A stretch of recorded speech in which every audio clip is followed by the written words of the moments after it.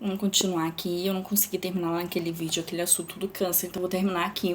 Se a gente diminuir os açúcares e os carboidratos da nossa alimentação, essas células não vão ter glicose para captar do nosso organismo e ficarão enfraquecidas, tá? Então isso é consequência e isso ajuda o nosso tratamento. Pensa comigo, se uma célula de câncer estiver enfraquecida, quais são as chances da quimioterapia dar certo, desse tratamento ser encurtado? São maiores, né? Então, se uma pessoa em tratamento sai da quimioterapia, chega em casa e aí tá fraca, se sente fraca, vai logo comer um pãozinho, um arroz, um purê, um fubá para se fortalecer, ele vai voltar a ofertar glicose para essas células que já estão enfraquecidas. Ou seja, a gente está fazendo um tratamento de um lado e tá batendo de outro, tá dando suprimento de outro, entende? Então, esse paciente deve chegar em casa depois do tratamento, em toda a sua alimentação, ele deve comer o quê? Mais desses alimentos da lista em verde e em amarelo, né? Mais proteínas, mais gorduras boas, mais alimentos com pouco carboidrato, ofertando pouca glicose para o nosso organismo. A gente já sabe que o organismo produz, né, a glicose que a gente precisa, a gente oferta o mínimo possível, tá? Para quê? Para facilitar esse tratamento, para deixar essas células fracas mesmo e aí a quimioterapia ser bem sucedida. Então, para encerrar esse assunto, para fechar sobre câncer, glicose alta significa o quê? Células cancerígenas mais fortes. Glicose baixa significa o quê? As células cancerígenas mais fracas. Mais sucesso no nosso tratamento, na nossa quimioterapia, tá bom? Agora, qual será a relação entre a alimentação e a síndrome do ovário policístico, que acomete aí um monte de mulheres e cada vez mais cedo, né, na adolescência? E é simples, como eu disse, a insulina é a dona da casa. E quando a insulina está alta, os outros hormônios, tudo de resto do nosso organismo fica suprimido, né? É como se ela fosse realmente a dona da casa, a mais poderosa. Ela é muito importante e a insulina alta atrapalha a saúde do nosso útero, tá? Quanto menos carboidrato eu tiver no meu organismo, menos glicose, menos insulina, isso ajuda até os cistos a regredirem. Eu não tô dando energia para eles, eu não tô dando suprimento para eles se fortalecerem, tá? Então, muitas mulheres até engravidam com facilidade quando iniciam esse estilo de vida de baixo carboidrato. Por quê? Pensem comigo, se o meu útero, né, é como se fosse um aquário, eu estou limpando esse aquário para que eu possa ter um peixinho ali, criar, ele conseguir crescer e se fortalecer. Então, mulheres que desejam engravidar, e isso inclui os homens também, ajudar, né, fortalecendo o espermatozoide, a gente tem que deve mudar a alimentação, a gente deve mudar esse aquário. Com o quê? Com menos industrializados, com menos açúcares e mais comida limpa, comida de verdade, tá? Isso tem consequências, já é visto até que muitos casos de múltiplos, de gêmeos, trigêmeos, é pela alimentação. Não é pela alimentação, né? Mas a alimentação influencia nisso, tanto na facilidade de engravidar quanto para engravidar de múltiplos, tá? Por quê? Porque a gente limpou esse aquário, tá? Isso é só um fator? Não. Estilo de vida tem relação, tá bom? Com isso. E quando eu falar isso, não é só para mulher, é o homem também, tá? É o espermatozoide também. Ele tá sendo fortalecido e feito num ambiente limpo, saudável, num organismo saudável, tá bom? Então, existe relação entre a nossa alimentação e a síndrome de ovário policístico. Quem vai no médico aí é detectado com isso, o médico já logo fala que está acima do peso, tá? Isso é uma consequência do ovário, o ovário policístico é uma consequência da obesidade, do excesso de peso, e como que a gente diminui, né, o peso com a nossa alimentação, mudando o nosso estilo de vida. Então, isso traz outras consequências positivas para o nosso organismo, tá bom? Agora, será que existe relação entre a alimentação e as doenças cardiovasculares? Existem, né? E será que é da gordura? Porque a gente tem tanto medo de gordura, né? De entupir as nossas veias, né? A gente sempre falou que as doenças do coração são causadas pela gordura dos alimentos. E da onde será que surgiu isso? Imaginem a nossa veia passando por ali tudo que a gente consome, passando ali tudo que o nosso próprio corpo produz, ou seja, a gente tem ali passando glicose, insulina, vários outros hormônios, a gente tem ali passando vitaminas, minerais, a gente tem ali passando gordura nutriente e o próprio sangue passando pelas nossas veias, pelas nossas artérias, pelos nossos capilares, tá tudo passando por ali, é o caminho, né, pelo corpo inteiro, sempre foi assim. Mas por que falam então que o que obstrui a passagem são as células de gordura, né, e ainda mais daquilo que a gente come? E o que acontece, gente, o problema não é a gordura passar pelas nossas veias, pelas nossas artérias, pelos capilares. Por quê? Porque sempre passaram por ali. O problema é essa gordura ficar ali no caminho. E quando ela fica, entope uma veia, e aí a gente tem um AVC, a gente tem um infarto, a gente tem doenças coronarianas, não é? Então o problema é ela estacionar ali nesse caminho, ela não seguir em frente como ela sempre seguiu, como todos os outros nutrientes e tudo mais, segue o seu caminho, tá? A gordura fez esse caminho a vida inteira, por que será que em algum momento ela começa a parar, estacionar e obstruir essa passagem? O que a gente já sabe hoje na nutrição é que o açúcar ele é altamente inflamatório, ele é altamente tóxico, eu já falei com vocês, todo obeso é inflamado, tá bom? O açúcar é altamente inflamatório, tóxico, e quando a gente come em grande quantidade de carboidrato, açúcares, quando a gente dá para o nosso organismo essa grande quantidade, esse excesso de glicose, a insulina que corre pelo nosso organismo, pelas nossas veias para colocar tudo em ordem, começa a machucar, junto com a glicose, começa a machucar as paredes das nossas células, dos nossos vasos, das nossas artérias, tá? Então, não é o problema a gordura, a célula de gordura é maior do que outras células, é mais pesada, mas ela sempre passou por esse caminho. O problema é que a nossa alimentação está tão ruim, está tão errada, que anos se alimentando mal traz uma consequência, traz essa inflamação local, traz esse machucadinho nas paredes das nossas células, tá? E aí quando começa a machucar a parede, esse machucadinho é como se liberasse um pus. Só pra gente entender, fazer uma analogia aqui, sabe quando a gente calça um sapato bem apertado, machuca o pé? Ali fica um machucadinho, não é? E aí se a gente coloca uma meia, fica ali horas e tal, quando a gente vai tirar, o que acontece? A meia grudou naquele pus, naquele líquido que aquele machucadinho soltou, não é verdade? Se eu coloco um band-aid, na hora de tirar, eu vejo que o band-aid está grudado naquele líquido, naquele machucadinho que ficou. Por quê? Essa inflamação, esse machucadinho libera um líquidozinho que faz com que as coisas fiquem aderidas ali. Tá? E é o mesmo que acontece dentro da nossa veia. A glicose em excesso, a insulina em excesso, correndo pelas nossas veias, chega uma hora que machuca essa parede, e aí o que passa por ali fica ali preso a essa inflamação. E o que acontece com as células de gordura? Elas são maiores, mais densas, mais pesadas, acabam sendo as que ficam ali paradas, grudadas, não conseguem seguir o seu caminho. E aí o que a gente vê e fala, né? Ah, minha veia tá entupida de gordura. Só que a gente não procura a causa da nossa veia estar entupida de gordura, tá bom? Então não é a gordura o principal vilão das doenças do coração, tá? E sim o açúcar. Se essa inflamação não tivesse acontecido, a gordura não ficaria retida ali no caminho. Isso significa que uma pessoa não inflamada, uma pessoa que se alimenta bem, uma pessoa com insulina baixa, uma pessoa sem resistência à insulina, ela tem muito menos chance de ter problemas de coração. Tá bom?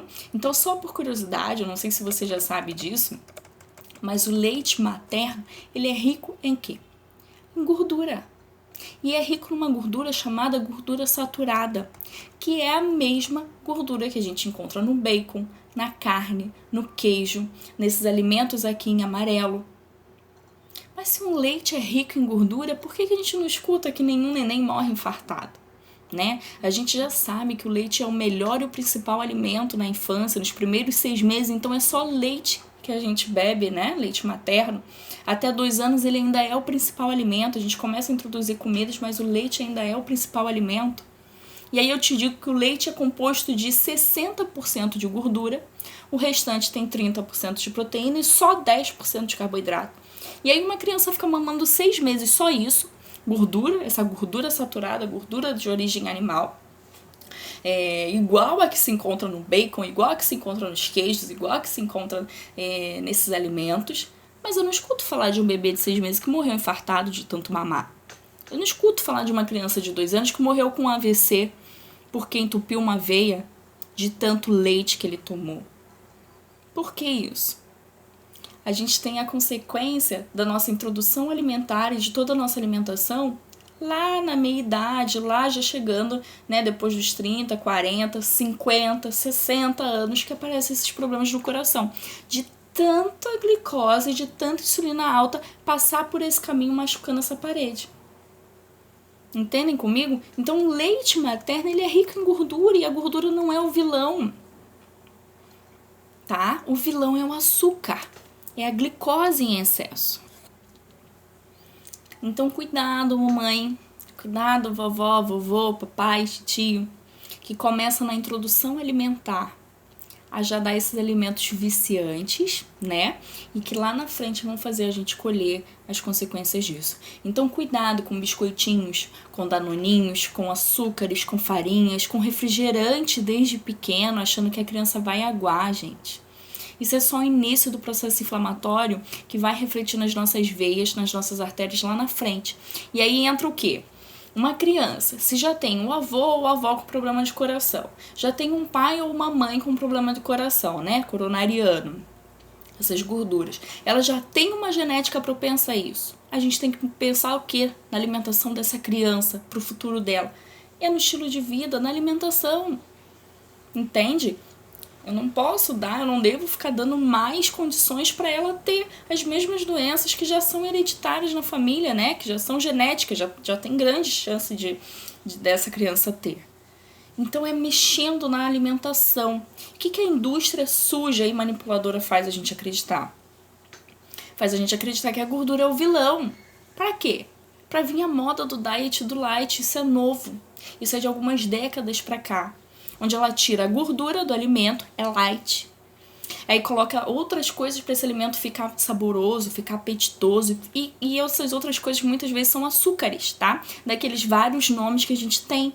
E aí a gente não percebe, é light, tá sem gordura, mas é rico em açúcar. Eu tô me prejudicando, eu tô ficando viciada num alimento. Quem não ama um danoninho? O que tem na lista de ingredientes de um danoninho? Tem coisas ali que a gente nem sabe o que é, nem entende o que é, e é basicamente açúcares e corante. Então a gente está desde pequeno, desde a primeira introdução, desde a alimentação, inflamando essas veias e não entende por que essa criança chega lá em 50, 60 anos e tem um infarto. E tem um problema na veia. A gente fala o quê? Ah, é da família, é hereditário, né? Mas come o mesmo que o avô comia, come o mesmo que a mãe comeu a vida inteira. É óbvio que ela vai ter essas doenças. Percebem aí? Então o maior vilão das doenças coronarianas não é a gordura, tá? A gente tem que comer gordura boa, gordura de origem animal, a gente tem que ter cuidado com isso, não comer a gordura feita pela indústria, aquela vegetal, esses óleos de canola, margarina, mas sim a gordura boa, tá bom? E diminuir os açúcares, os alimentos inflamatórios, isso tudo que machuca as paredes das minhas veias, das minhas artérias, dos meus capilares. Entendendo isso, eu preciso que você tenha cuidado com essa informação, tá? Gordura é boa, gordura de origem animal é boa? É. Açúcar é ruim? É. Mas cuidado com isso. Cuidado para não cometer um grave erro, né, de perder o medo da gordura e continuar comendo carboidrato como antes, porque daí sim a gente só vai piorar o nosso caso, tá bom? Então se a gente não quer abrir mão dos açúcares, se a gente não quer abrir mão dos carboidratos, se a gente não quer abrir mão desses alimentos da lista em vermelho, a gente tem sim que ter medo da gordura, porque uma coisa leva a outra. Né? Carboidratos, açúcares, a glicose inflama e aí a gordura, quando passar por ali, vai ficar presa nesse caminho. Gente, é ciência. O corpo é assim, o nosso organismo é assim. A gente tem que perder o medo da gordura e entender que o vilão de tudo é a glicose, é o carboidrato, é o açúcar em excesso, é essas farinhas brancas em excesso, tá? É isso que a gente come da hora que a gente acorda até a hora que a gente vai dormir. Se a gente observar, por exemplo, a natureza, todos os alimentos que são ricos em gorduras, eles são pobres em açúcares. E todos os alimentos que são ricos em açúcares são pobres em gordura. Então a nossa natureza já nos diz como a gente deve se alimentar. Por exemplo, nas frutas, se a gente pega uma melancia, por exemplo, ela é o quê? Ela é rica em água, em açúcar. E ela não tem gordura. tá? Se a gente pega um alimento rico em gordura, como um abacate, como as carnes, como os ovos, eles são ricos em gordura e não têm açúcares. Então a nossa natureza já diz como a gente deve se alimentar. Na natureza a gente não tem alimentos ricos nos dois, ricos em gordura e ricos em açúcares, tá? Porque isso não é bom pra gente, isso não faz bem pra gente, tá bom? Então a gente tem que ter atenção a isso. O que a indústria fez? O que a indústria faz com a gente? Primeiro ela espalha que a gordura natural faz mal, que a gordura do animal faz mal, que a gordura feita em laboratório é boa, que a gordura hidrogenada é boa, que a gordura que vem de um vegetal é bom, é mais saudável, mas a indústria criou uma gordura que não tá muito claro pra gente entender. A gente come sem perceber que é. E aí a gente come um sorvete sem perceber que aquilo é rico em gordura e em açúcares. A gente come o quê? Um pão de queijo, que é rico em carboidrato e em gordura. A gente come o quê? A indústria pegou o trigo, né, que é um carboidrato, e consequentemente o açúcar juntou com o óleo, juntou com o ovo e criou o quê? O pãozinho nosso de cada dia. A indústria pegou o queijo, né, pegou a gordura, pegou o ovo, que é a gordura também, aí juntou com o polvilho, que é um amido, que é um açúcar, e criou o quê? O pão de queijo que a gente tanto ama. Então a indústria pega e junta esses dois alimentos que juntos prejudicam o nosso organismo, criam uma coisa deliciosa, pro sabor é ótimo, mas a consequência disso, a que custo, né? Então cuidado com o discurso de que mas é só um pouquinho e aí tá tudo bem. Cuidado com isso. Tá? Para a nossa alimentação, para a nossa saúde, gordura não é um vilão. Mas se eu quero continuar comendo muito açúcar, muito carboidrato, ele é. Tá bom? Então eu posso perder o medo das gorduras? Posso. Eu posso comer bacon todo dia no meu café da manhã. Isso não vai ser prejudicial para mim, como é prejudicial um pãozinho todo dia no café da manhã. Me entendem? O problema é que a gente quer o quê? O pãozinho recheado com ovo e bacon. Percebem aí? Pro sabor palatável é bom, mas e pro meu organismo e as consequências disso na minha saúde? A que preço isso vai ter, tá? Isso vai me custar. Então, cuidado com a indústria, cuidado com o que é light diet. Eles diminuem a gordura, mas eles têm que colocar ali alguma coisa para aquilo continuar sendo saboroso e a gente querer sempre mais. E normalmente é um açúcar que eles colocam. Tá? Então, não se deixe enganar pela indústria. Não tenham medo dessa alimentação que eu tô propondo a você. Tenham medo, sim, de continuar comendo como comiam antes, todos esses alimentos em vermelho, e incluir as gorduras boas. Aí a gente tem que ter medo por isso tudo que eu já expliquei pra vocês, tá bom? E agora, para encerrar esse assunto de doenças, eu quero falar sobre a esteatose hepática. Conhece isso? É a famosa gordura no fígado, né? Esse nome já é mais famoso. Eu tô com gordura no fígado. O que eu faço? Tomo um remédio? Será que tem a ver com o consumo de gordura realmente ou com o consumo de açúcar, né? Se você não sabe, a frutose, que é aquele açúcar da fruta, então laranja é rica em frutose, as frutas doces aí, essas frutas da lista em vermelho, são ricas em frutose, que é o açúcar da fruta. Essa frutose, esse açúcar, quando ele chega no fígado, o fígado converte ela em gordura. Então forma aquela gordura em cima e em volta do fígado, em volta dos nossos órgãos, tá? A frutose, diferente dos outros açúcares que vão pro intestino, ela vai pro fígado, vai ser diretamente convertida em gordura e vai dar início aí a uma formação dessa fibrose, tá bom? Então essa gordura vai impedindo o seu fígado de trabalhar direito até essa fibrose ser encontrada, ser diagnosticada num exame e ser chamada de esteatose hepática, que dependendo do grau, se não for tratada, vira até a cirrose não alcoólica. Então aquilo que o álcool faz com quem consome em excesso, pode acontecer também pelo consumo em excesso de frutose, que é um açúcar encontrado nas frutas. Então a dieta com baixo de carboidrato, essa dieta que a gente está fazendo, está propondo, ela trata a esteatose hepática, ela trata a gordura no fígado, porque a gente para de ofertar para o nosso organismo esses alimentos ricos nesse açúcar, tá? Então trata também porque o nosso corpo não encontra a glicose para queimar e vai atrás do quê? Da gordura. Lembra lá no primeiro vídeo, lá nos primeiros minutos, o que eu falei? A gente tem 3 fontes de energia para o nosso corpo. Uma é a glicose, a segunda é a gordura, os ácidos graxos, e a terceira é a proteína. Por que eu emagreço quando eu começo a mudar minha alimentação? Porque eu diminuo a minha glicose, a minha primeira fonte de energia. Então, meu corpo vai atrás do quê? Vai atrás da gordura que eu já tenho. E aí, o que acontece? O nosso corpo ele é inteligente. Na hora de queimar a nossa gordura como fonte de energia, ele vai atrás da gordura que está envolvendo o meu fígado, os meus órgãos. Por quê? Porque atrapalham meus órgãos de funcionar. Então, essa gordura é a primeira a ser queimada. Eu acabei de ler um artigo, agora tem poucas horas antes de começar a gravar o vídeo, onde eu vi tratamentos em uma semana, em 6 dias, você já vê a diferença na gordura no fígado quando você muda a sua dieta, tá bom? Quando você mexe nessa sua alimentação. Ou seja, é um resultado rápido, eu parei de ofertar ali a glicose e o meu organismo não para de trabalhar. E aí ele procura como fonte de energia o que é a gordura. E ele vai logo, como o nosso corpo é inteligente, ele vai logo pegar a gordura que está envolvendo os órgãos. É ela que ele queima primeiro. Então, às vezes, o nosso peso na balança não muda. A gente começa uma semana e já fica assim, mas eu não tô perdendo nada. A gente fica 15 dias de dieta e, eu não perdi nada ainda. Na balança, né? O peso não muda, mas a gente percebe que o corpo tá afinando, a gente percebe pela roupa a diferença, a gente percebe que tá perdendo alguma coisa, tá? É essa gordura visceral, é essa gordura que estava envolvendo os nossos órgãos que estão sendo queimadas primeiro, entende? Então, tudo ou quase tudo tem relação com a nossa alimentação e principalmente é consequência do açúcar. Então a gente resolve um monte de coisa, gordura no fígado, eu tenho gordura no fígado, eu tenho que fazer exercício, tomar remédio para queimar essa gordura, mas eu continuo ofertando glicose para mim, entende? Então se você ouviu, entendeu tudo que eu falei, de repente volta no outro vídeo, tudo tem muita relação com a glicose, com açúcares e com os seus derivados, por assim dizer, né? Tudo que vira açúcar no nosso organismo.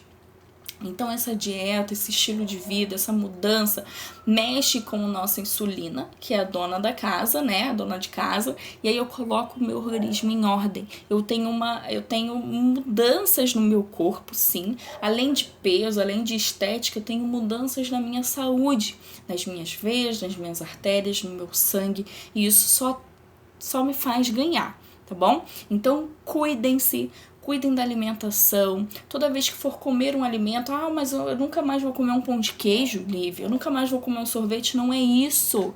Somos seres humanos, a gente não é perfeito, a gente vai comer. Mas com que frequência, né? Aquele pãozinho de todo dia, você já sabe o que ele causa em você. Aí a gente não quer abrir mão do pãozinho de todo dia, mas quer continuar comendo um pão de queijo de tarde, um sorvete na sobremesa, todo dia tem que ter sobremesa. Gente, as frutas, como eu falei já, as frutas são a sobremesa que a natureza nos dá.